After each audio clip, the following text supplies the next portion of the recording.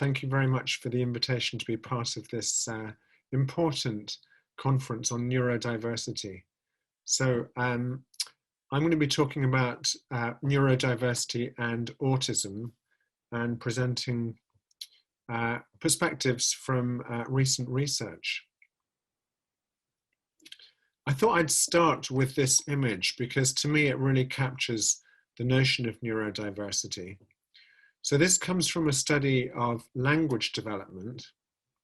And what you can see along the horizontal axis of this graph is age as kids get older, from the age of 16 months through to 30 months. And on the vertical axis, you can see how big is the child's vocabulary. So this is a study of language development at different points across age. And what you can see is that kids kind of vary enormously. And this point about variation, I think, goes right to the heart of diversity. This is just a population of kids. It's almost 5,000 children. Each little dot is a child. And what you can see is that broadly, children fall into 5 different trajectories or developmental pathways. From the purple line at the bottom, who are kids who, even at 16 months, have a smaller vocabulary. And then as they age across their second year of life and into the third year of life, they pretty much stay at that bottom quintile. And then if you look at the very top line, that sort of scarlet color, you've got kids who've got much larger vocabularies, almost 200 words at 16 months, a huge variability. And many of them stay at the top quintile too. But all of us would have been on one of these paths if we could just go back and look at our early development. And I've put that big red circle at the bottom right-hand corner because you can see there are some kids who even by 2 years old, 2.5 years old, are still not talking. So that's considered to be significantly delayed. But even that is part of diversity. We might think of them as statistical outliers, but we shouldn't necessarily assume anything about how they're going to turn out. In fact, a lot of kids just talk late, but they catch up. So this notion of diversity, neurodiversity, I think we can see in many different aspects of behavior. What I'm going to be talking about in my talk is not language, but 2 other aspects of the mind. Systemizing, which is the ability to analyze a system or to look for patterns, to understand how a system works. And again, we vary in this, and it gives rise to the familiar bell curve in the population. Again, diversity seems to be the norm. Some of us are just average in that top graph, just average at how interested we are in looking for patterns to understand a system. And then the bottom graph is empathy or empathizing. So how easily we can tune into somebody else's thoughts and feelings to imagine what their perspective is, how their perspective differs to our own. And again, most of us are just in the middle of that bell curve, average at it, but some people are above average or below average. So I've just picked out 2 individuals in the population, John and Mary, where you can see Mary, that red asterisk, is above average in systemizing. She is very interested in looking for patterns and understanding how systems work. And John, who's below average, that's the blue asterisk. But if we kind of look at the same individuals on a different dimension, empathy, now we see that Mary, despite being above average in systemizing, is below average in empathy. And John has switched over positions. He's in this separate dimension of the mind. He's above average in empathy, even though he was below average in systemizing. This is kind of giving rise to this idea that there's a variety of brain types in the population. We'll come back to this. Neither is better or worse than the other. They're just different. People show strengths in some areas and challenges in another.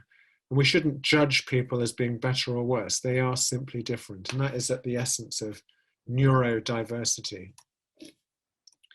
So let's bring this back to autism, because autism, you can either sort of go to a clinic and get a diagnosis, in which case you've got a formal diagnosis, or you can just measure autistic traits right through the population. And this was a big study we carried out of measuring autistic traits using an instrument called the AQ, the Autism Spectrum Quotient. Over 500,000 people took part. It was online, as I say. 600,000 of them had no diagnosis of autism, so let's call them typical. 36,000 of them had a formal diagnosis of autism. But what you see again is bell curves in the population, that we all have some autistic traits. In the general population, we can see that males in purple have slightly more than females on average, maybe a theme we'll come back to. And then autistic males and females, shown in green and red here, are just simply shifted over to the right, having even more autistic traits than we see in other people. But again, it seems like autistic traits are normative. That's the notion of the bell curve. And individual differences are what we should expect. That's the diversity aspect. So in 2019, I published an article in Scientific American. You can see the title here, "The Concept of Neurodiversity is Dividing the Autism Community." I was concerned about this because I was encountering people who love the concept of neurodiversity, but equally I was encountering people who really hate it and oppose it. I was trying to understand, why do people adopt such polar perspectives on this concept of neurodiversity, when surely neurodiversity is as much of a given, in my view, as the notion of biodiversity. There isn't a single way to be an animal or a plant. So by analogy, there isn't a single way for a brain to be. There are many different ways that the brain can get wired up, can develop in both structure and function. And actually, what I argue is that when we come to think about autism, we can think about diversity, which I've put here as the term difference, but actually we can think of the 4 Ds. We can think of these different models of characterizing autism. The 4 Ds, the first I've mentioned is difference, that people with autism are simply different.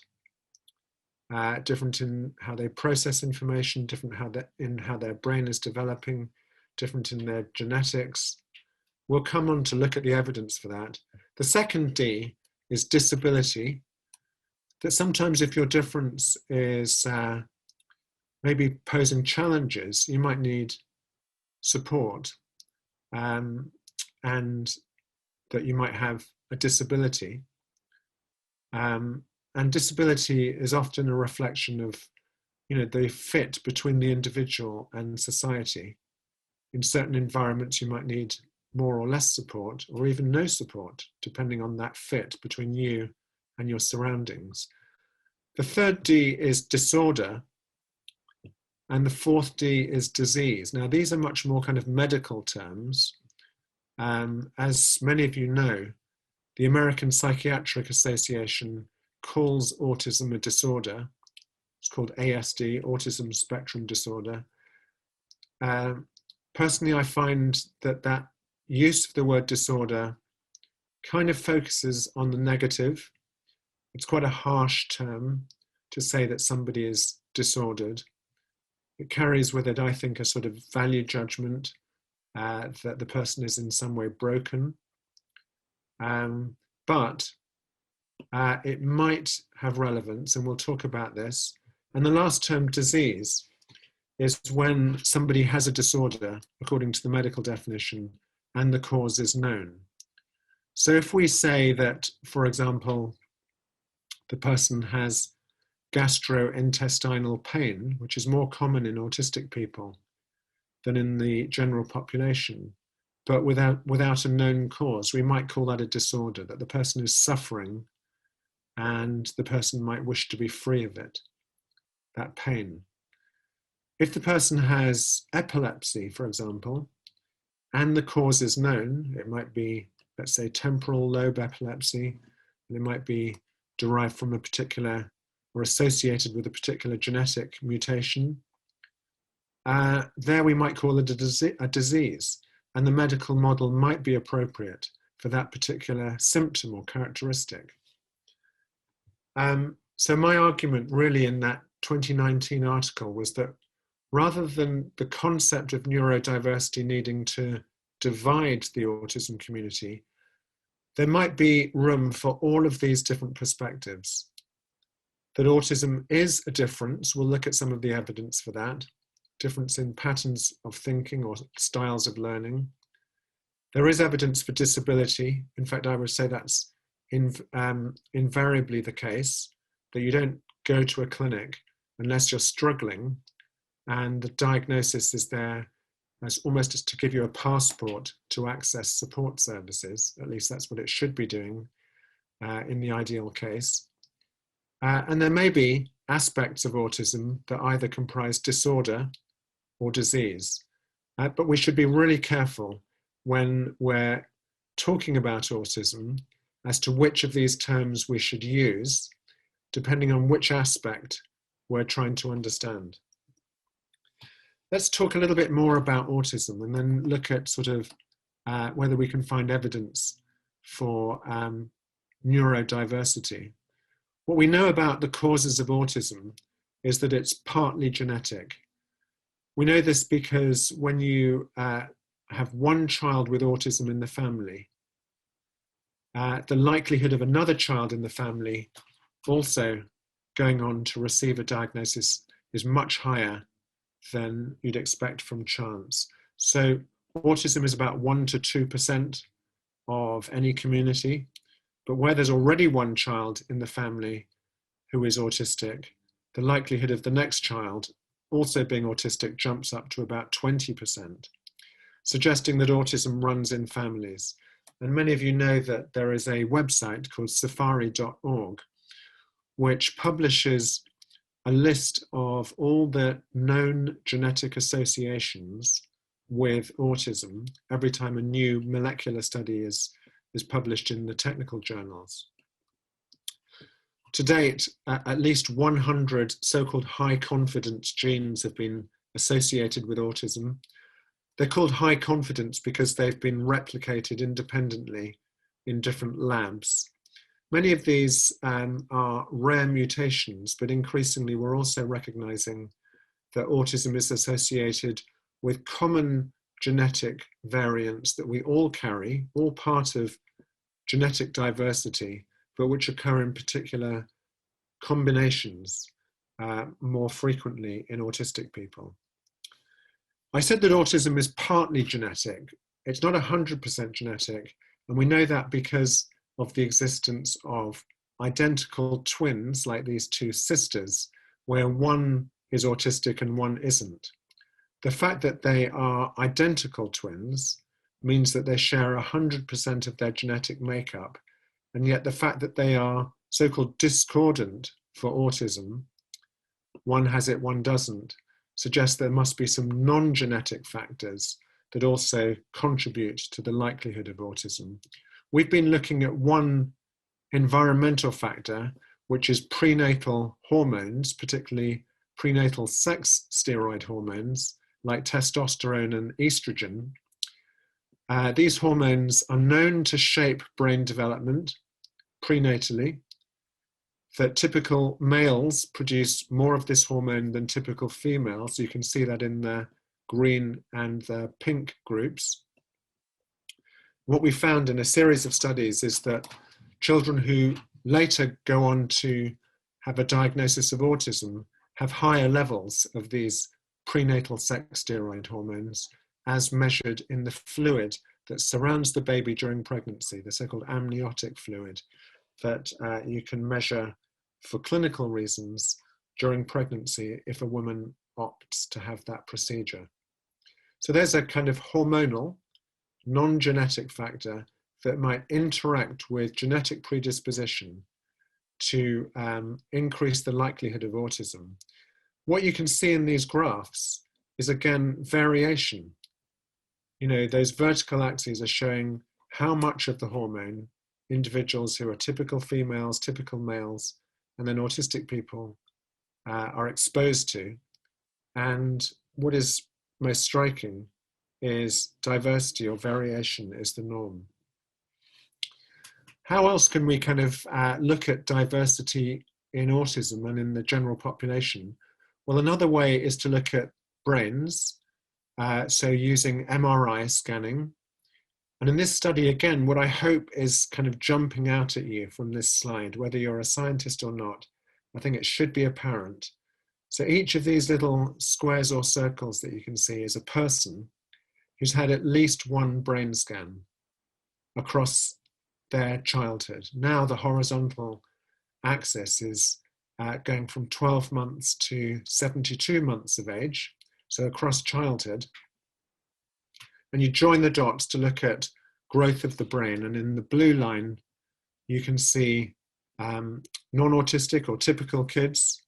And in the red line, you can see autistic kids. And what this is showing is across development, at every age, autistic kids are showing larger brains on average. That phrase on average turns out to be key because obviously there are some autistic kids who are not different in their brain growth to typical kids. So this may be just true of a subgroup of autistic kids. But again, what we're really seeing is not disease or disorder, we're just seeing difference. Hence the concept of neurodiversity. We know that, you know, brain's volume also differs according to gender. So this data comes from a very large study from the UK Biobank in the UK. This was the first data set that was released in 2018. Over 5,000 people who had MRI scans and simply divided according to whether they're male or female. And you can see that the two sexes overlap. They're more similar than they are different, but there are subtle but statistically significant differences on average when you compare males and females. So again, diversity is the norm. And the three graphs we're looking at is total brain volume at the top, total grey matter volume in the middle, and total white matter volume. Again, sex differences, another example of neurodiversity. Let's go back to autism, because some work going back over 10 years ago now from Eric Courchain's lab in University of California at San Diego showed that those larger brains in autistic people on average were associated with having more nerve cells or neurons in different parts of the brain, particularly in the frontal lobe, shown in green here. And this kind of work comes from neuropathology. So where you can do post-mortem examination of the brain and literally count the number of nerve cells or neurons in a person's brain. Autistic people seem to have more of them. Again, more doesn't mean disorder or disease. I think if we're just looking at it in a kind of objective way, it's simply showing difference. And this graph shows you a nerve cell from an autistic person on the right and from a non-autistic or typical person on the left. But now we're looking at individual nerve cells or neurons. And I think just using the naked eye, we can see differences. So the one on the right, the autistic neuron, if I can put it that way, has more of those white dots along its length. Each of those white dots represents where the neuron forms a connection with its neighbor, so-called dendritic spine or synapse. So what we're really able to infer from this is that in autistic brains from autistic people, there are not only more neurons, but there are also more connections between neurons. And to my mind, again, this isn't a sign of disorder or disease. This is simply a sign of difference, maybe arising from both genetic and partly environmental factors. In the middle of this graph, you can see that the researchers have divided their cohort into younger and older individuals who have died tragically, but whose families have donated the brain of the deceased person for research. And what you can see is that in the case of autistic people, which is the dotted line, there's less of a drop-off in the number of these dendritic spines compared to in the typical group, the control group, which drops off more steeply.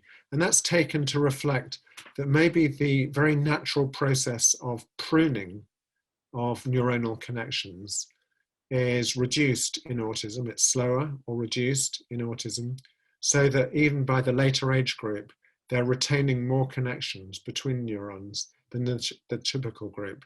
This is certainly evidence of difference. The brain is really growing very differently in autistic people compared to typical people. But again, no evidence from the pathology, the microbiology of looking at the brain between autistic people and typical people. We have to be really careful in our language. I don't see this as being able to draw a conclusion saying this is a disease or a disorder. If we try to extrapolate from this to what might this mean for the experience of an autistic person, you might imagine that if you've got more neurons and more connections between neurons, that might just mean that you're picking up more information from the world. You might be experiencing the world more intensely. Sometimes you might feel overwhelmed by the amount of information you're detecting. But in other conditions, in other circumstances, that might also lead to strengths or an asset that you can identify, attend to, and perceive more detail than non-autistic people. Back to sex differences, since it seems to be relevant to think of diversity also in relation to gender. If you count the number of neurons in typical males and typical females' brains, again, you see a difference that males on average, and I use those two words carefully, have more neurons, 22.8 billion on average, compared to typical females, 19.3 billion. So it's a 16% difference on average. But again, what we're seeing in the general population is diversity. And back to autism, a new way of thinking about brain connectivity is in terms of white matter connections in the brain and dividing them according to whether they are long or short connections or segments in the brain. So long ones might go from one region of the brain, say at the back, quite distant to another region of the brain, say at the front, whereas short connections might be just going from adjacent locations in the brain, so-called local connections. And what we find in autism is that there are more of the short segments and less of the long segments, suggesting what some people call greater local information processing, more attention to detail locally, and maybe less focus on information that is more distant, making connections between things that might not be immediately relevant to each other. But again, what the neuroscience is teaching us is that in autism we see diversity, we see difference, but we don't necessarily see disorder or disease. This is a very old slide you can see from 1976, and it comes from animal research. And the reason I'm showing it to you is because it shows the effect of hormone administration in the rat brain, in a very particular part of the brain, called the sexually dimorphic nucleus of the preoptic area in the hypothalamus. So a typical female rat shows density of neurons and connections between neurons, more like the image on the left. But when female rats are given extra estrogen, or estradiol being one such estrogen, so one of those prenatal sex steroid hormones, then you can see that the number of neurons and the number of connections between neurons dramatically increases and resembles more the typical male rat. And in this sense, these hormones are thought to play a role in the masculinization of the brain, a completely normative process, but it's demonstrating the effect of an environmental factor, a hormone in the prenatal environment, changing brain structure and brain function simply by, as a function of how much of the hormone the animal or the human is exposed to. We've managed to look at this in humans by looking at autistic traits in relation to how much a baby is exposed to prenatal testosterone. And again, what this is showing us is that across the horizontal axis, there are individual differences, diversity, in how much of the hormone boys and girls in the womb are exposed to. Here we're looking at girls in red and boys in blue. Each of those little circles or shapes, circles or triangles, is a child in one of our studies in Cambridge.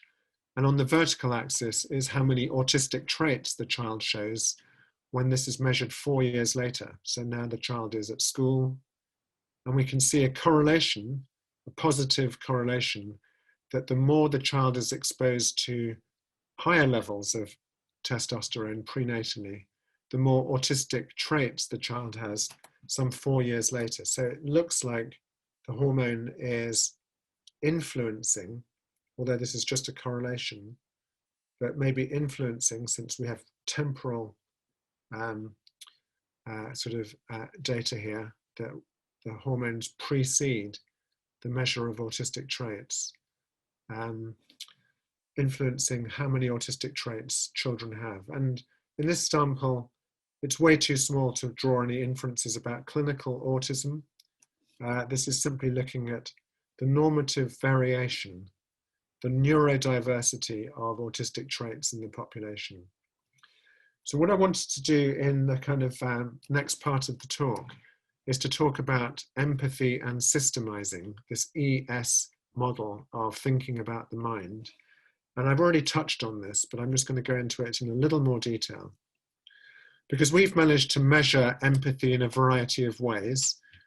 Sometimes we use performance tests, like the eyes test, where you look at photographs of people's eyes, and you have to say which of the 4 words surrounding the photo best describes what the person is thinking or feeling. Here, in this quite challenging test, I think, the correct answer is dispirited, that she's looking a bit sad. And what you can see is that when you give that test to people in the general population, we've done this with 80,000 people online, we see the bell curve. We see that some people are average, some people are above average, and some people are below average. We see differences between the typical genders, that women on average score higher than men, and that autistic men and women score lower than their typical counterparts. And we see differences in brain activity when people are taking this test. So for example, typical females show more activity in one part of the frontal lobe, the left inferior frontal gyrus, than typical males on average. And that autistic people, when they're doing this eyes test, whilst having a functional magnetic resonance imaging scan show less activity in that same brain region. But essentially, all we're really seeing is differences on average. Equally, with systemizing, you can give people performance tests for looking at patterns. So this test, you have to find the cube as quickly as you can in the overall design up above. If I had a pointer, I'd show it to you to see if I could help you. But many of you may be able to see the cube receding into 3 dimensions there. Again, what we see is diversity in the population. There are typical sex differences, that men on average are faster at finding the target compared to typical women, 46 seconds on average compared to 66 seconds for women. And that autistic people or people with Asperger's syndrome on average are faster and more accurate at finding the shape within the whole than are non-autistic people, taking an average of 32 seconds, as you can see there. And that this is again associated with patterns of individual differences in brain activity, this time at the back of the brain, in the visual cortex, a place called the posterior parietal cortex. We can also look at sort of how interested you are in people and their facial expressions, and also at patterns. In very young toddlers, this was a study again from University of California at Davis, it's led by Karen Pierce, where children were shown either a face or a geometric pattern and just allowed to look at it. What was found is that when you look at children coming into the autism clinic, what they found was that if a child spent more than 70% of the time looking at the patterns, the geometric patterns, rather than the face, the probability that the child had autism was 100%. So this is just a behavioral test, individual differences in how we attend to the environment, the social environment or the non-social environment. But again, what we're seeing in autism isn't disease or disorder. We're simply seeing a difference in preference of what is catching their attention, what is capturing their interest. Back to empathy and systemizing, another way that we can look at this is using questionnaires, such as the EQ, the empathy quotient.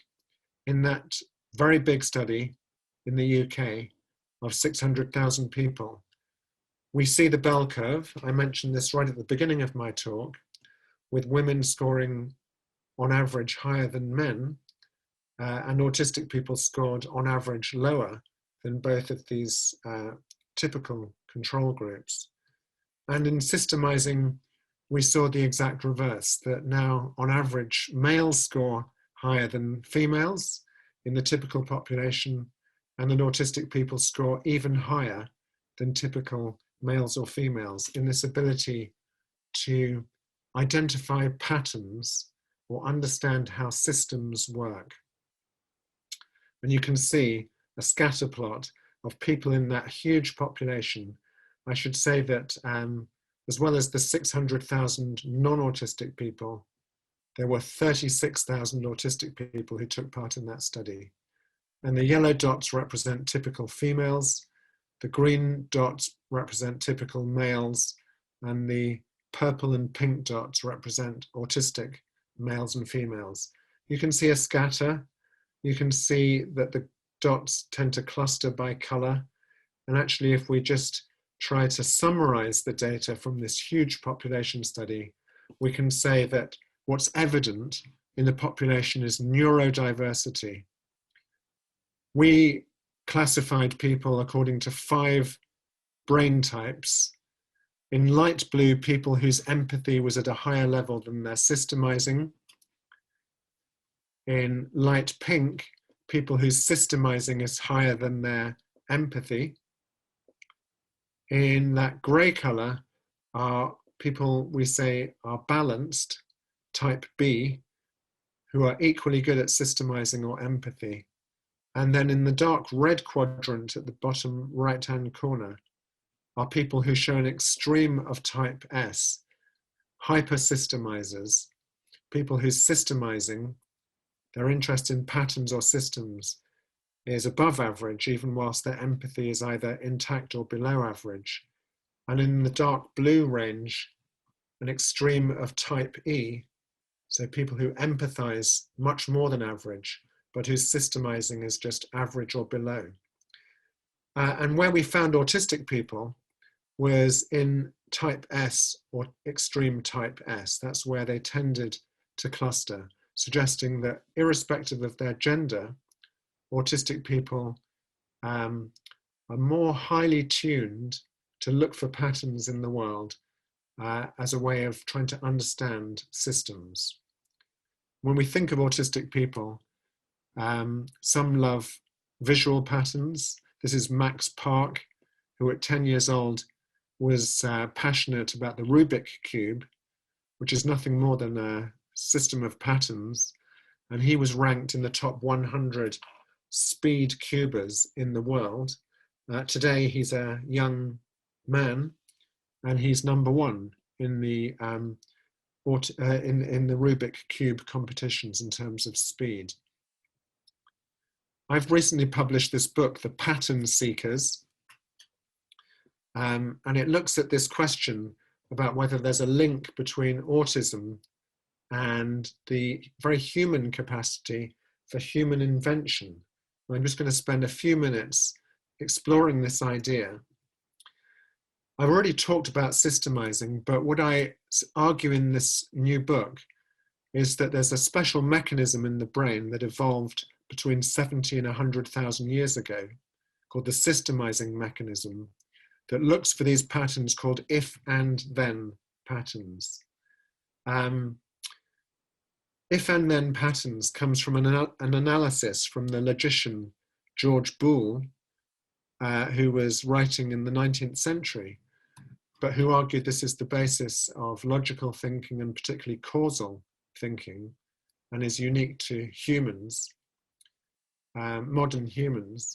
And the idea is that the systemizing mechanism in the brain looks for these patterns, and when they find them, they want to repeat them over and over again to see if the patterns hold true, if the regularities or the law holds true, to confirm the pattern.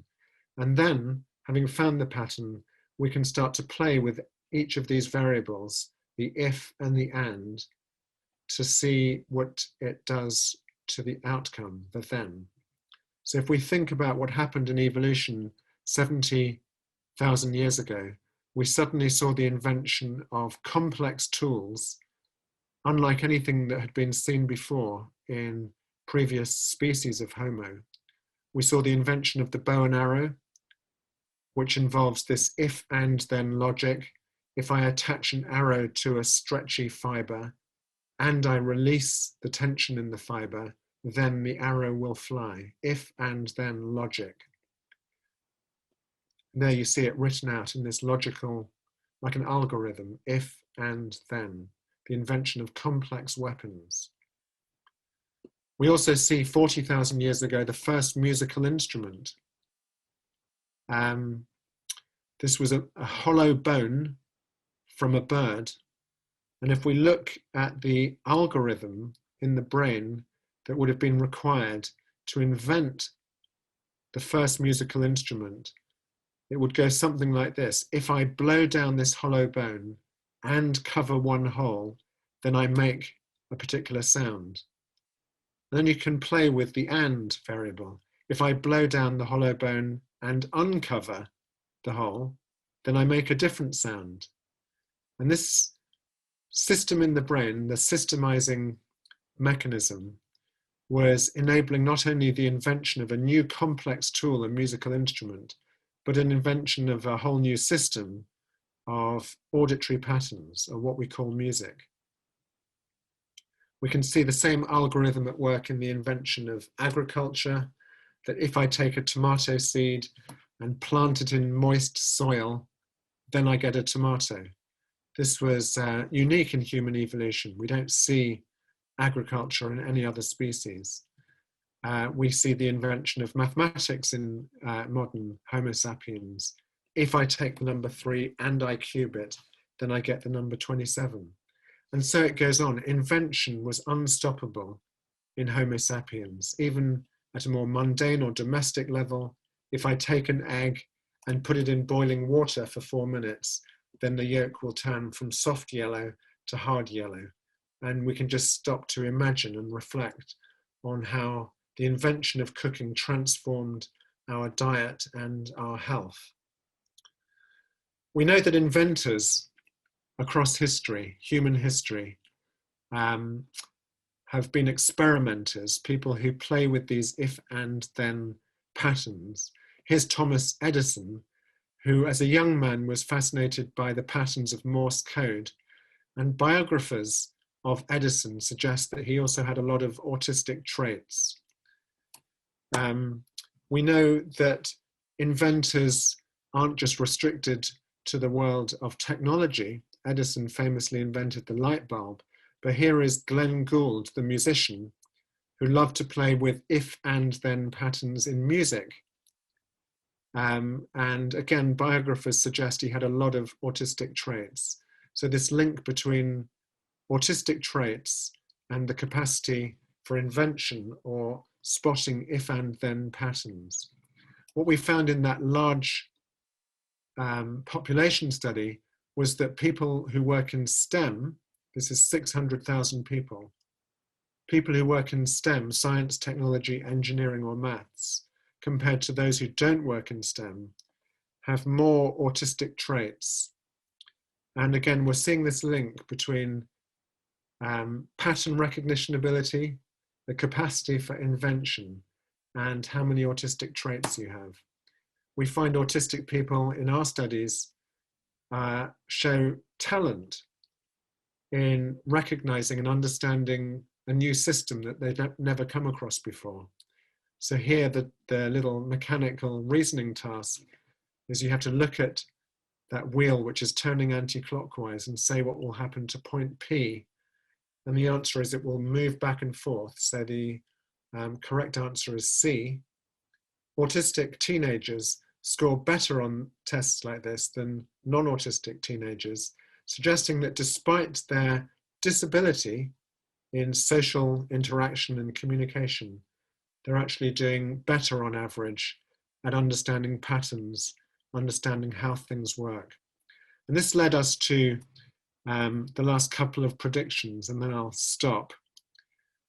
The first was, if it's the case that the genes for autism are somehow also coding for the genes for pattern recognition and aptitude in systemizing, then is it the case that autism should be more common in places like Silicon Valley? Well, Silicon Valley is a long way away. So we looked at a Silicon Valley a bit closer to home, which was in the Netherlands, in the city of Eindhoven. Eindhoven is interesting because it's had the Philips factory there for over 100 years, attracting people who are good at pattern recognition, at systemizing. And we compared autism rates in that city to 2 other Dutch cities, Utrecht and Haarlem. And as you can see, autism rates were indeed twice as high in Eindhoven compared to the other 2 cities, suggesting a genetic link between aptitude in the parents in systemizing, the basis of invention, and the likelihood of having a child who goes on to receive a diagnosis of autism. But for us, the strongest test was at the genetic level, because we were able to work with the company 23andMe, the personal genomics company, many of whose clients took the EQ, the empathy quotient, and the SQ to see if there were any common genetic variants associated with where you score on those bell curves. We found that both empathy and systemizing are partly genetic. They show association between particular common genetic variants that people carry, which are normative. They're not diseased genes or mutations. They're just common genes that we all carry, but in different combinations. But most importantly, that the common genetic variants associated with scoring high in systemizing overlapped with the common genetic variants that we see in autism. So what's the conclusion from this study? That the genes for autism, at least some of them, not only lead to likelihood of autism, but also lead to likelihood of talent in pattern recognition. To finish, autistic people have strengths, have talents, but tragically, the majority of autistic adults are unemployed. And maybe no surprise, I think due to the unemployment, due to lack of good support, many autistic people, indeed the majority, have poor mental health, high rates of depression and anxiety. This company, Auticon, is explicitly only hiring autistic people who are good at pattern recognition to work in the field of IT. But I think we need to encourage employers in every sector, whether it's abstract pattern recognition like coding, more practical pattern recognition like fixing bicycles, or even more domestic but important employment sectors like baking bread, where you follow the patterns of a recipe. We could be encouraging employers to hire more autistic people, which will be good for inclusion, good for the mental health of autistic people, give them a sense of being valued and respected, and give them autonomy through having a wage, but also good for companies who ultimately need diversity in their work teams and could increase their productivity. Here's my last slide. It comes from the autism community. Some of you will have seen this before, that autistic people are asking to be recognized as different, but not less, not inferior, not broken, as the term disorder implies, not pathologized or medicalized, as the term disease implies, but simply different. They're asking for acceptance, they're asking for dignity, and they're asking for respect. Thank you very much.